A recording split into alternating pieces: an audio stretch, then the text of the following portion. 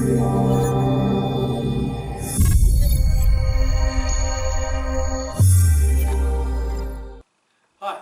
welcome to the fifth in the series, the Integrated Strategy Execution series. We're going to focus today on how to force hard choices. We've talked a lot in earlier videos about how successful strategy execution is something that requires you to simultaneously and ambidextrously to run and improve the business whilst also transforming it to meet future needs. It's no good being the best manufacturer, for example, of horse-drawn carriages when everybody in the world is buying cars. Or to take a more contemporary example, it's no good being having the best taxi drivers in the world when we no longer need people to drive cars. So in this segment, we're going to look at how we build on the daily management and the continuous improvement foundation that we covered in the previous video about teaching the business to fish. And we're going to look at how we can successfully implement a process to drive the breakthroughs that will allow us to succeed in the future while the world changes around us. So, I guess the key point firstly is that the reality of systematically identifying and achieving breakthroughs that actually allows us to transform the business to meet the needs of the future is something that is very hard. I mean, there are many forces working against us. If we have a desire to transform, there are, as we know, many drivers or forces that happen as a result of just the way we do things that are working against us. And I guess the first one of those is that we always believe we can do more. So what I mean by this, if you think about it, we can basically always, when we look at what we have to do, we can always invent more things to do. I mean, let's think about it in practical terms. When you look at most organizations and you look at the top management and the number of goals that they're defining for the organization, and you just simply do the maths that translates the number of goals they're identifying. And let's say they have 6 to 10 goals, when you break that down through a fairly large division of an organization or multiple divisions of an organization, you can end up with not just hundreds, but even potentially thousands of initiatives that have to be done at the operational level. I mean, and we all know, the experience we have is, if we're asked to do many things, no matter how efficient and how well planned we are, we're less successful in achieving even some of those things than when we are asked to do less things. So the critical point is, we need to drive towards and have a way of identifying how we're going to effectively make hard choices. Not just choose what we're going to do, but choose exactly what we're not going to do. The second thing, it's hard to identify meaningful breakthroughs. And what I mean by that is that I think that if you think about breakthroughs themselves, we start always looking from the sort of where we are to the future, and there are many competing things that we could do. So what's really difficult is being able to collectively agree a destination we want to get to, a vision of where we are, and then to put ourselves in that place and chain back to what was the really important thing that we did that allowed us to get there. And that kind of thinking, and have that kind of systematic thinking, and then being able to articulate it in a language that everybody can understand. Not we want to be the best space agency in the world, but more as Kennedy reframed it, we want to put a man on the moon and bring him back alive by the end of the decade. To be able to come up with a way of doing that in our current and our normal processes means that typically we think about incremental plans rather than things that are going to ultimately, what is the really vital few things, or the thing we had to do to get from A to B. The other thing is that we naturally effectively avoid painful transformations. What I mean by that is that if we're faced with a choice that to actually meet the needs of the future, we have to effectively cannibalize our existing business, for example. It's very, very hard for us to do that. If the process of our planning doesn't separate the breakthroughs that we have to make from the operational improvements that we have to make in the day-to-day business, it's very, very hard to A, see the need for it, or B, allow the political change to happen that allows us to make such a potentially game-changing decision about how we operate and be able to put the investment and energy in doing that. Another point is that, which is part of the things that's stopping us, is that goals have a habit of mutating as we cascade them. And this is a function. What I mean by this is that if you think about an organization today, the way in which we go about cascading goals through personal objective setting and appraisals, and the way that it's done very much in a not very transparent way, means that there's an opportunity for local agenda items to be added, for people to ultimately think of sub-objectives and initiatives that may have no bearing or little bearing on the objectives that we're trying to achieve. And because it's not transparent, we can't see the logic in the cascade. It's very hard for that to be challenged before it becomes effectively the policy we're going to implement or the investments we're going to make. And as a result, we end up with a plan which in practice bears little or no resemblance to the outcomes that we're trying to achieve strategically in terms of objectives.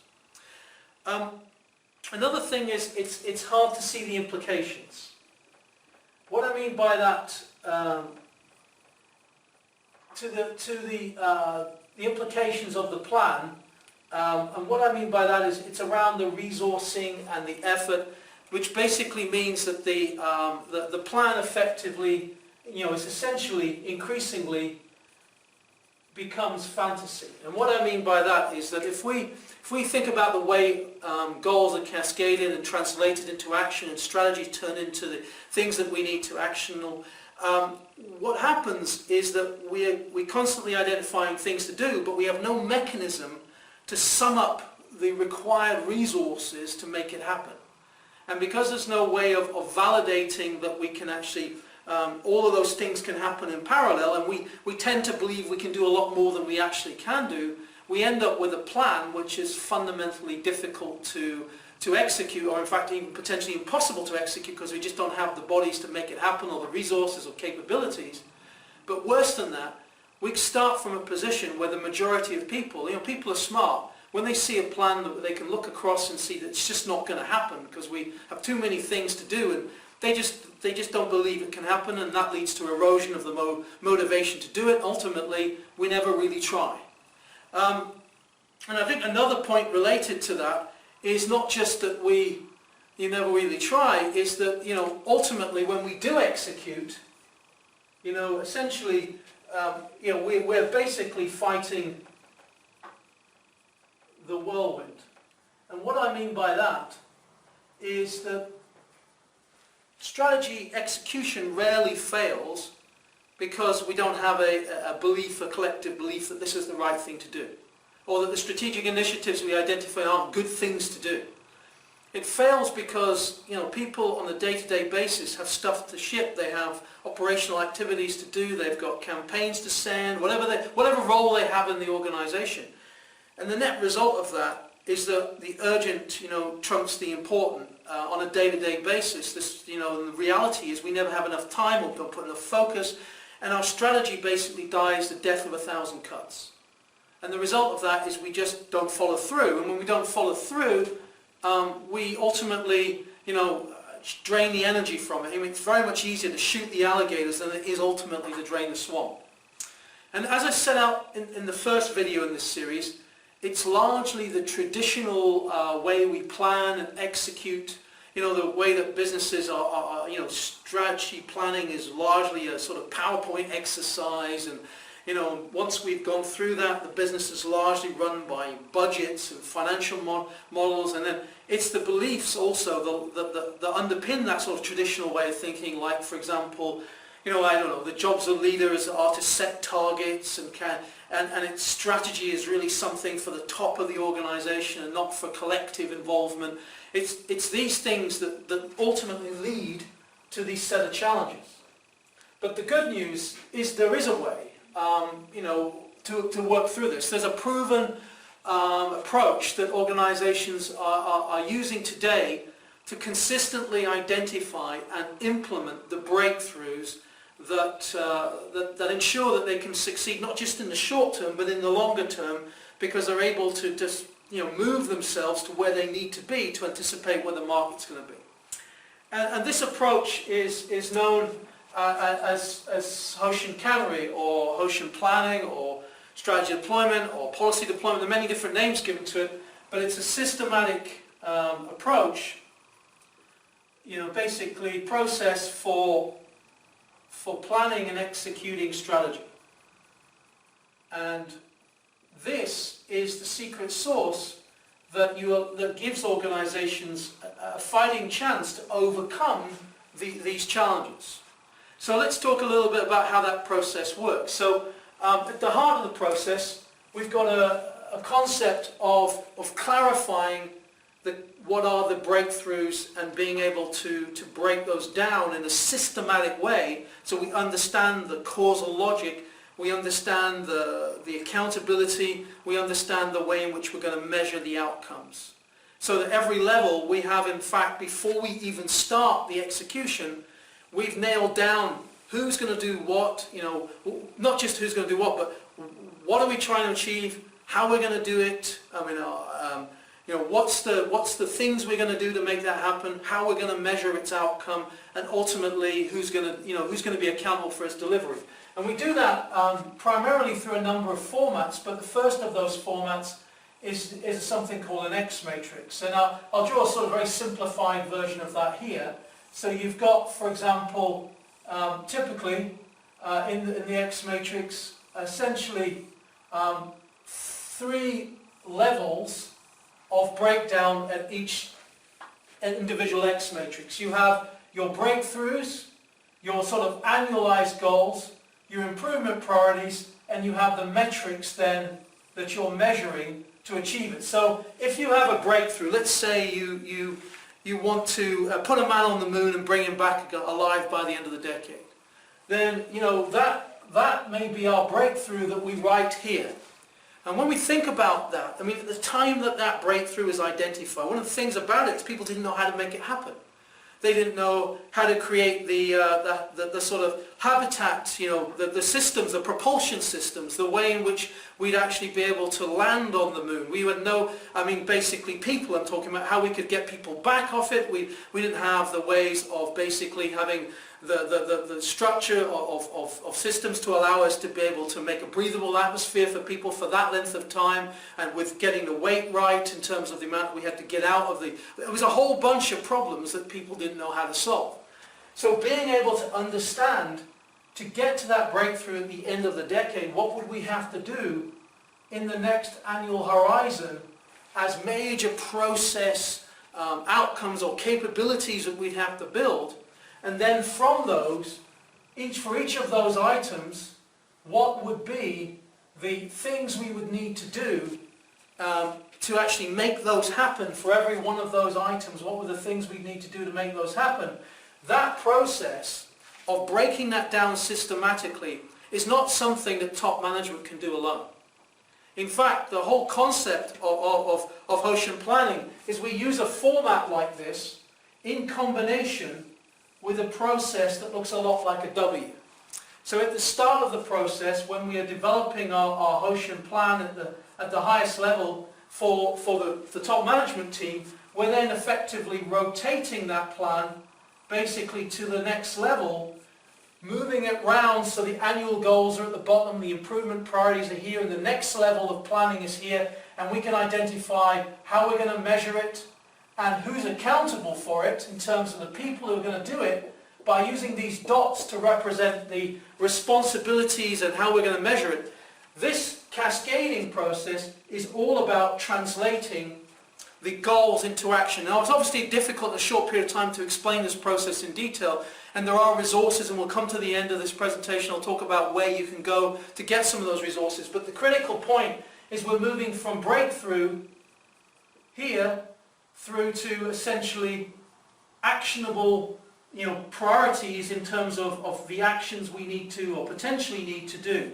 And the purpose of the first point of the cascade is to surface and identify and critically involve the teams that may deliver that in the surfacing of the art of the possible. What are the best strategies we have for achieving those outcomes? What are the highest priority or most likely to deliver next level plans that will deliver us this, so we can come up with the widest set of possibilities of actions that we can take that will deliver those outcomes.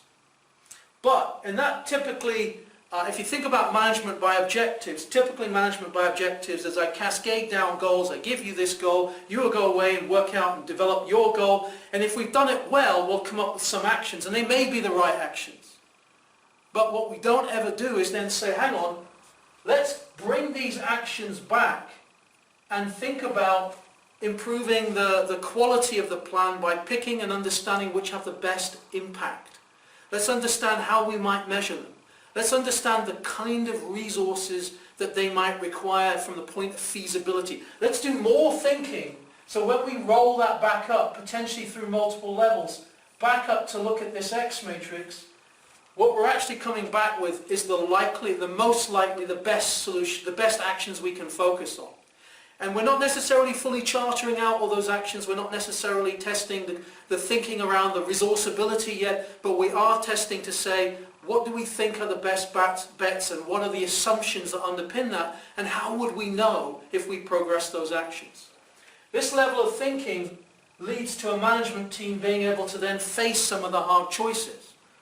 By picking out, for example, the ones that they think they would launch first, and having some very basic summary concept like a backlog that we pull forward work from an agile perspective, we then identify the ones that we want people to go away and break down and charter out and make clear as to what exact resources are we going to require. And this whole process of breaking down and revalidating is the second part of the W. And what we're looking at here is resources, we're looking at potential risks, we're looking at the quality of the alignment, and we're coming back and saying across the whole patch, what is the cumulative estimate of resources we require? And bringing that back together ultimately so we can arrive at a plan and particularly set targets which are based upon the realistic expectation of what can be achieved, as rather than sort of we're going to go from here to here as a single set of numbers and that's our glide path. And if you don't recognize, if that glide path's there and there's no possibility of something being done to change it to happen, then it's just not real. So by setting those targets and building up a plan that's based upon really well thought through and clearly understood, set of actions that we know we can trace the logic back because it's transparent, we arrive at something that before we even start executing, we're in a better place. So to put that into context, let's think about this, the compare and contrast. In a traditional mode, we end up basically getting to the point of execution frequently without having explicitly defined what it is we have to do, and not knowing who's going to do it, and not having any idea of how we're going to measure its outcome, and ultimately not knowing if it's going to add up to the promises we've made to the stock market or to investors or other stakeholders about what we're going to deliver. So it's a very, very difficult place to be if you're a set of management.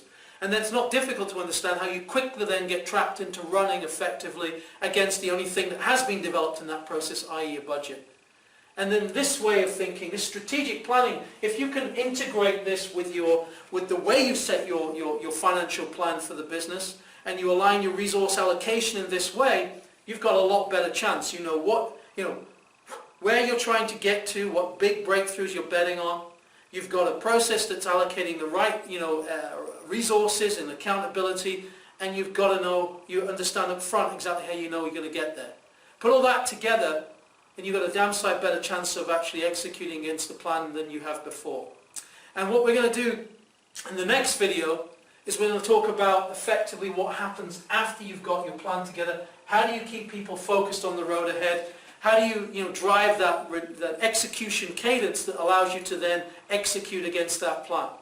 And that's basically all I wanted to cover here, and I just want to give you a clue as to where you could go next. So the whole idea of this video series is to paint a picture of the evolution of building a business system that allows you to execute. And the good news is, on www.inexus.com there's a set of resources in the Stratix Hub that help you to move forward and understand the how-to, if you like.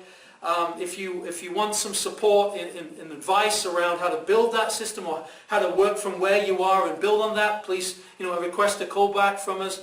And if you ultimately are interested, obviously this whole process can be logistically difficult and can drive quite a lot of complexity, almost a kind of spreadsheet hell. If you want to know how the latest technology and software, strategy execution software, can help you manage this process for success, for scalability, and allow it to be standardized and scale, then again, just request a demonstration on the website. And all of this, we hope, will help you in your journey. And I just want to wish you the very best in your execution, and I look forward to speaking to you in the next video.